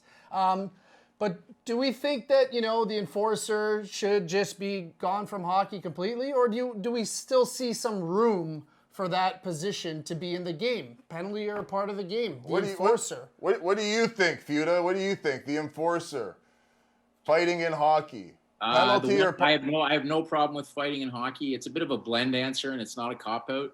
I don't think the day of the one-dimensional guy that just sits on the end of the bench, especially in a salary cap era, it just can't happen, right? It can't happen because, first of all, I think even the world today, it's like fighting is looked at, it excites the fans, but it's something that's illegal to do on the street, but is viewed as entertainment. I think now with the importance of concussions and the people, the way they look at concussions, you've got to look at that. But do I think fighting should be taken out of hockey? No. I think that's why it's so special if you can ever find, the Tom Wilsons or the Wayne Simmons of the world or the Nick Folignos that are kind of like archaic, that bring a blend of they can play in all roles, whether they can kill penalties or power play, but they can still drop mitts and hold people accountable.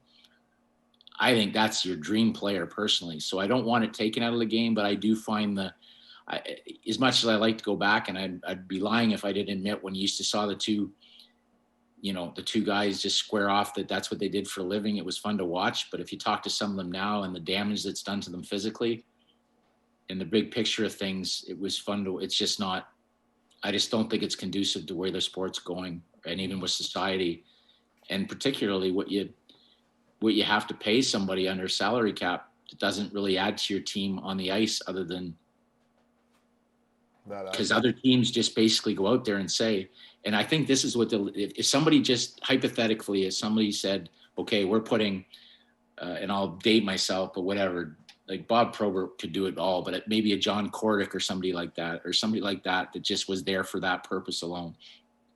That if he went out nowadays and grabbed the wrong guy and did him in, they'd just ban him for life right away. They just get it out of the. So it's not like, I don't think you're ever going to see the day that some team's going to go, oh my God, they just added to John Cordick, so we better go out and get another guy that's all he can do is fight. And it's hard to watch, and there's two sides of it too, because one, these people are human beings. Like Brian, you talked to Brian McGrattan was a real tough guy to deal with in junior, like as a player. Like I remember George Burnett telling me, go tell Gratz you're trading him to Sault Ste. Marie. And I'm like, oh yeah, great.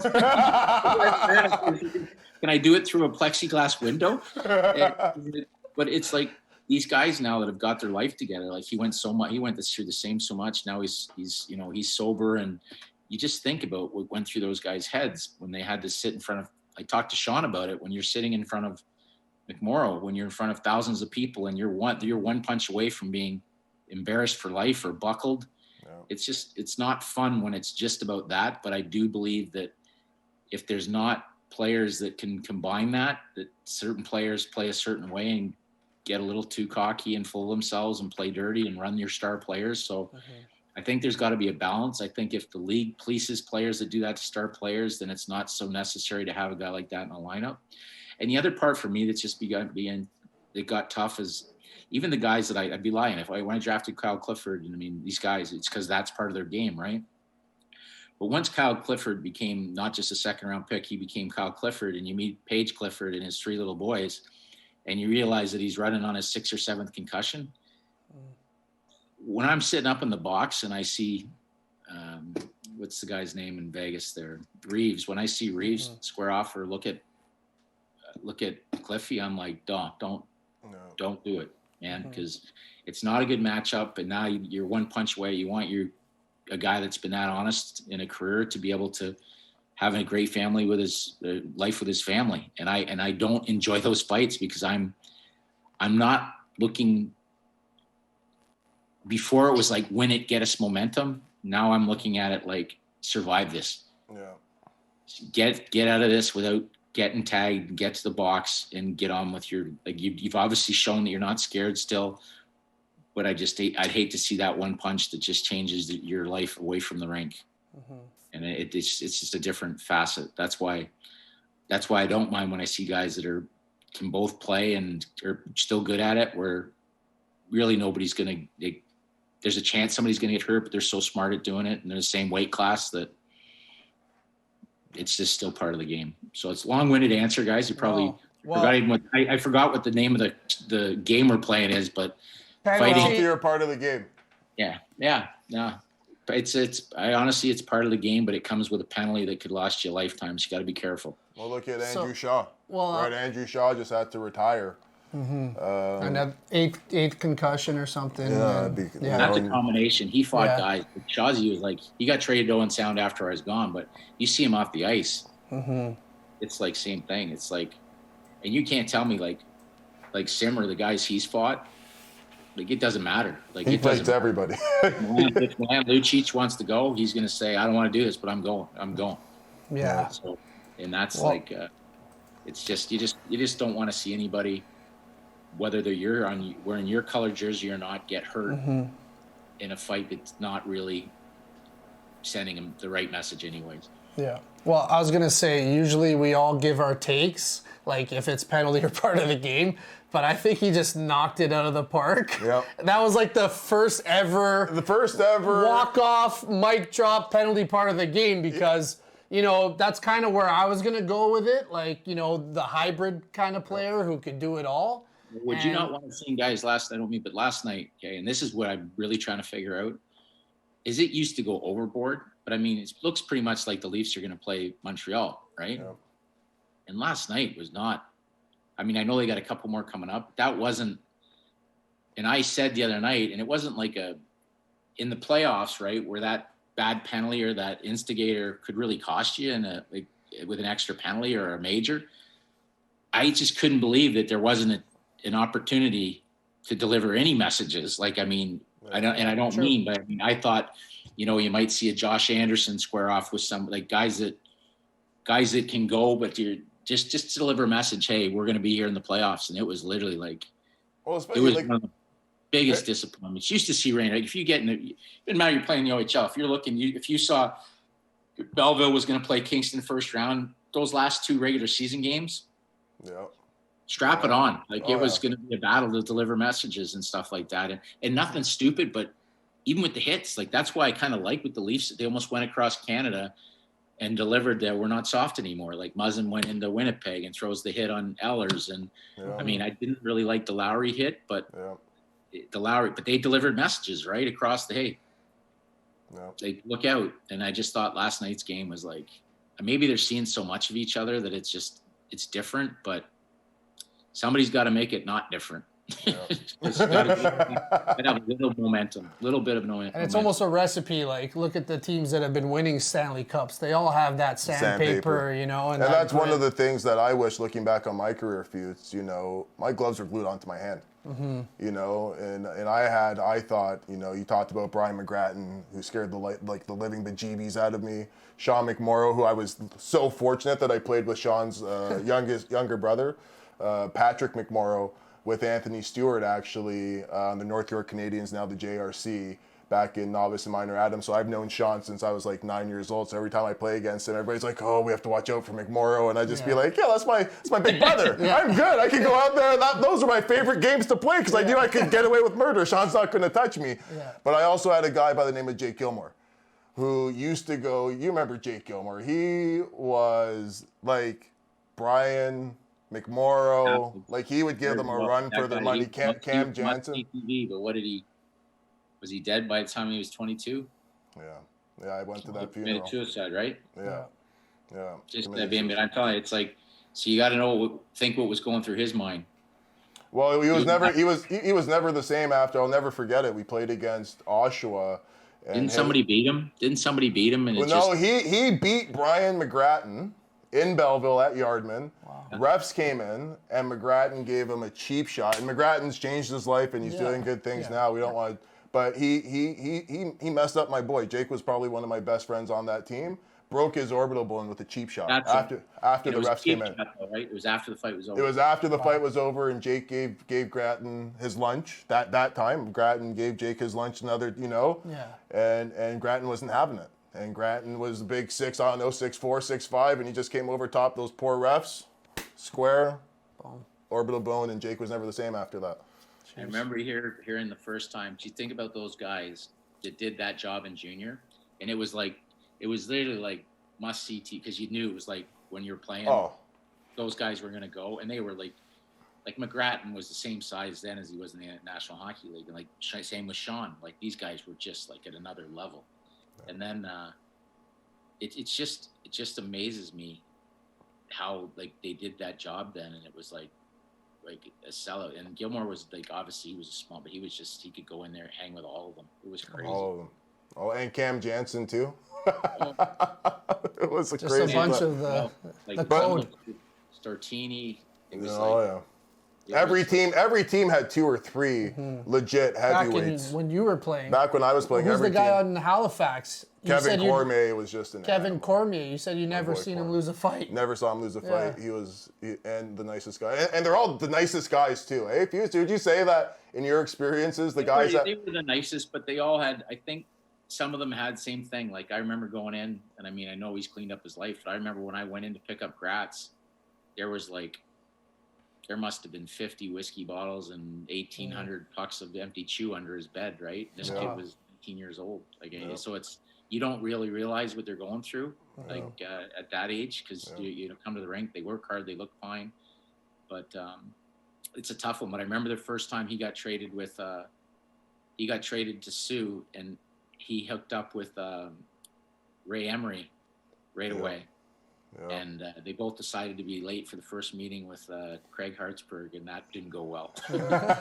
Speaking of Ray, God bless his soul, I was Ray Emery from the time I was 16 to 19, because when we played up in the Sioux, he gave me his expired driver's license so I could get into the bars in Bell Vegas and junior. So all you junior-aged hockey parents, don't pay attention to your kids.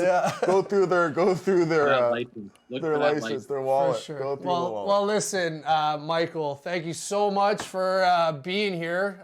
What a legendary interview for us. Like, just, as hosts of this show, but also, just listening in, and hockey fans, exactly. But yeah, thank you so much for being here. Thanks for having me. Thanks for reaching out, Rane. It's been an absolute pleasure for me. As I said, you always had a very special personality, and the fact you're doing what you're doing now and you got things turned around, I think that's awesome. Thank you very much. And again, I hope, I can't believe that I heard that rumor today about Aaron Rodgers, so I'm with you. I'm a huge fan of great athletes, and I hope he ends up where he wants to be. That's for sure. Yeah. Maybe he can Brady's backup in Tampa. Oh man, you're killing me. You're killing me. You're lucky you have 2 Stanley Cups. Futes, man, I love you, brother. Thank you very much for Thanks. giving. You can walk in. You can walk on anywhere I'm at anytime, my friend. Hey, listen, my son. He's a 2012. He's a huge hockey fan. Wherever you go, That's what we didn't talk about. We didn't talk about. Your son, I still don't know his name yet, but he's a 2012. You guys, nobody has. You have pictures of your kids. You just have their birth dates. I said, my daughter's Carmen, Hunter, and Devin. You're like, yeah, I got a 2012, 2016, 2014 daughter. Yeah. Just throughout their draft years. He has a 2020 daughter. 2020 daughter. 2020 COVID baby. Congratulations. Thank you, sir. Firstborn. That's awesome. My son is Miles Herb Carnegie, named after my grandfather, and my daughter. That's one special. I've heard about that as well. That's great that you're following in his footsteps. That's awesome. Hey, did you sign the petition to get my grandfather into the Hall of Fame? No, I have not. Can you? Absolutely. I didn't even know. I mean, I'd heard about it. Simmer, I'd mentioned some because I know that should be an absolute no-brainer. Let me know where it is because I know we were doing the whole thing when Simmer was with Willie O'Ree and stuff like that. That was great. It's a no-brainer. Yeah. I appreciate that. I'll pay money. I'll pay money to watch his grandson give the Hall of Fame induction speech too. I won't be able to. I'll be in tears. It'll have to be my mom or my aunt. You'll get through it, and it will be you. That's awesome. That's awesome. I can't thank you enough, Mike.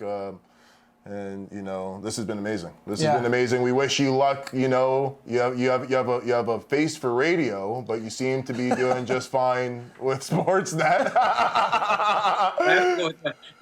You have to close with that. only because I heard you say it. So I'm just using what I heard you say. My God, I heard it enough. I didn't know whether I thought I was on with Brett Favre and James Harden, and you guys are it to me. Well, we appreciate it. Thank you so much. Well, Mike, thank you so much, and good luck in the search. Hopefully, you land somewhere soon. Sounds good. Take care. Take care. Wow, Mike Futa, everyone. Mike Futa. Wow, that was pretty cool, man. He's I have like chills. Yeah. That's the first time I've seen him, other than following his career. Yeah. But that was our first interaction since I think I played for him on that under-17 team. But I've talked about my story. My experience in the OHL was one that I wish I could have done a lot of things differently. Mm-hmm. But he was a positive influence. I wish I would have had an opportunity to not only play with him on that All-Star team, but I wish he would have traded for me or drafted me. Well, you had to be like Paul Bissonnette, go off the ice on his side. I didn't even know that's something that is a great story. That's a great story. But now, kids, if you really want to play for a team, go out do what Paul Bissonnette did. Don't go off with your team. Go off with the team you want to play for. We forgot to ask him though, because he said how upset Wayne Simmons was when, he left him in Owen Sound. Yep. But next time he's on the show, I want to be like, how pissed was he when he sent them to Philly for Mike Richards, in that Braden Shen, that iconic trade. But, 100%. Hey, the proof was in the pudding. 2 Stanley Cups. 2 Stanley Cups. And, one of the great hockey minds that's out there, and I'm sure when a vacancy, the jobs at the next level in the NHL are so coveted and so scarce. But I know, with the experience that he has, with the man that he is, whenever a vacancy comes up, he's the man for the job. For sure. So I just said, I think about 15 times. We're going to get our cut of you in there. Ray leads the league in So. I think I've toned down a little bit. Yeah, I'm probably second. But no, that was, like you said, great guy, great character. And the first ever walk-off for penalty or part of the game. Like there was no need to go after that. Yeah, and especially, like you said, my terrible answers that I've been giving recently, I'm actually kind of relieved that I didn't have to give one. Right. But you know what? I won't, toot my own horn, but I will. that was kind of my answer. It was like penalty, but part of the game because those hybrid players are so special. Easy to jump on somebody's bandwagon. Hey, you're one of those guys. great I see minds you wearing the think Green alike. Bay. Like you're not even a true Green Bay fan. You didn't shed one tear, no nothing. Like Well, Aaron it hasn't Rodgers is as happened good as yet, gone. so it might It's happen. happened. It's happened. You He's put it know, out there. We'll see what happens. The law of attraction. He put it out there, and Green Bay's going to. Well, this was my, plea to like, baby, please come back. That's pretty much what I had to do to get Futes to come on our show. With Yeah, us. yeah. So I could understand No, that. but in all seriousness, he really seems like he cares about every connection he's made in the hockey world, and like I'm sure you didn't really see that coming. Like I know you guys have your conversations. I was not expecting that. Like I said, the last time we had a meaningful conversation was probably when I was 17, 18 years old. So you're going back almost 20 years. And he's gone on to be the man that he is. I went down a road less traveled, got lost for a little bit, and to call him out of the blue and to get that quick turnaround for a guy who has 2 Stanley Cups, built championship teams, will be a GM whenever a vacancy, pick up the phone.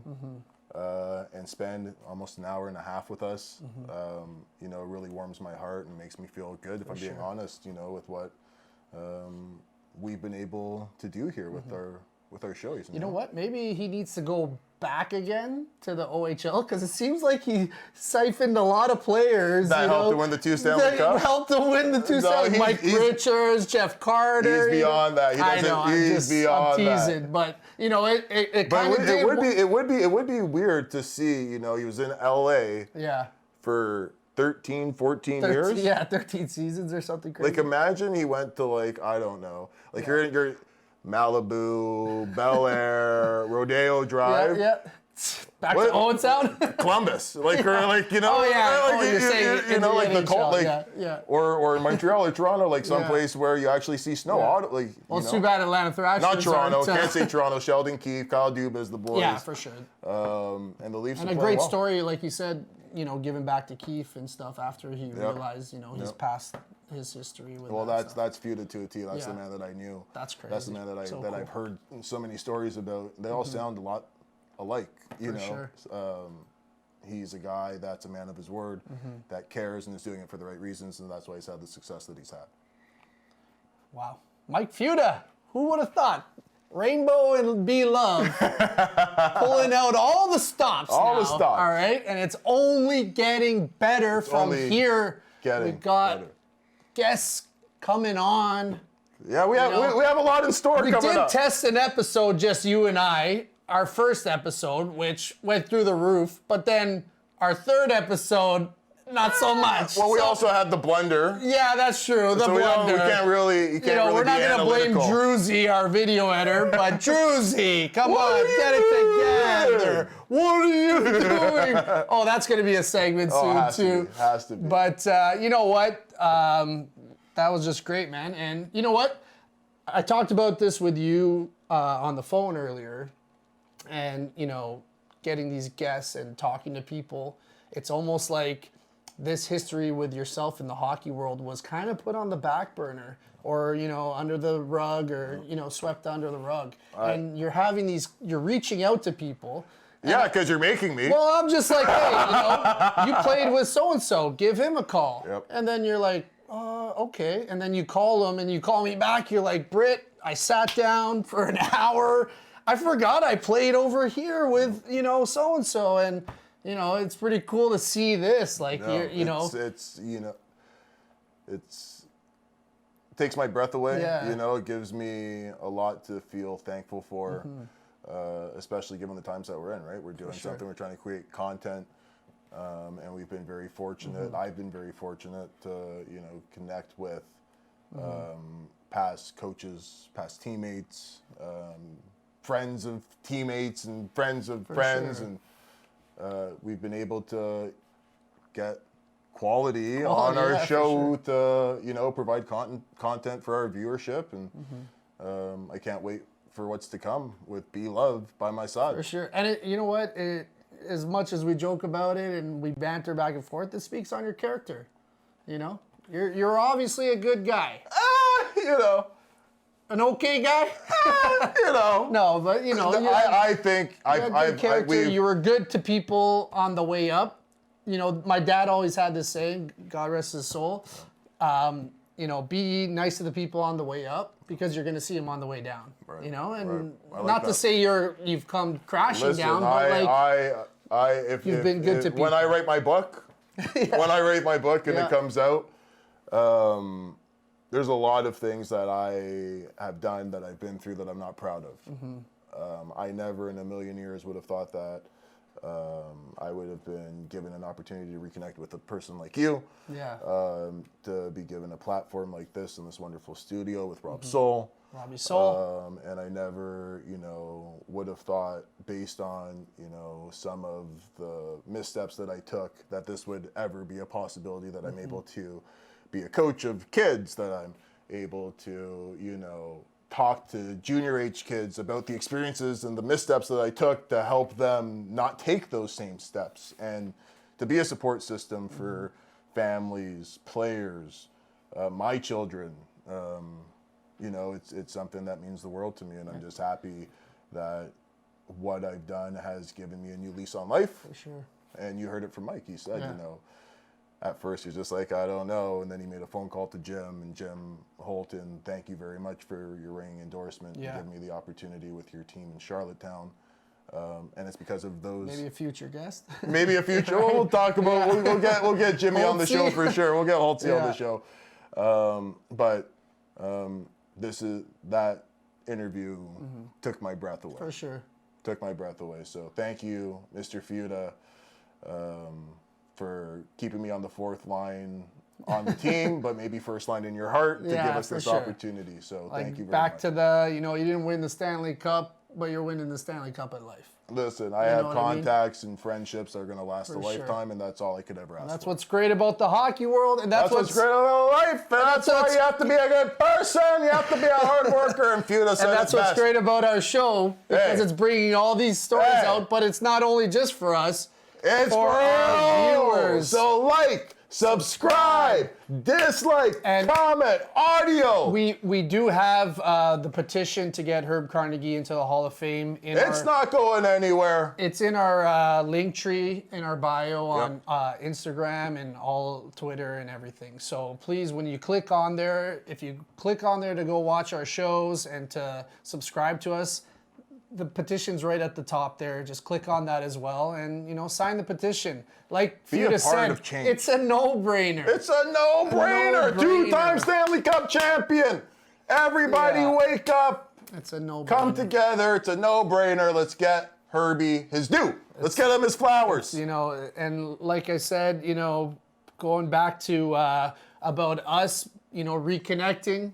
This is what this show's kind of been about. Everybody's 6 degrees of separation. 6 degrees of separation. There's been a connection everywhere, whether it be the Maple Leaf Gardens final game or Mike Futa, the coach of the Under.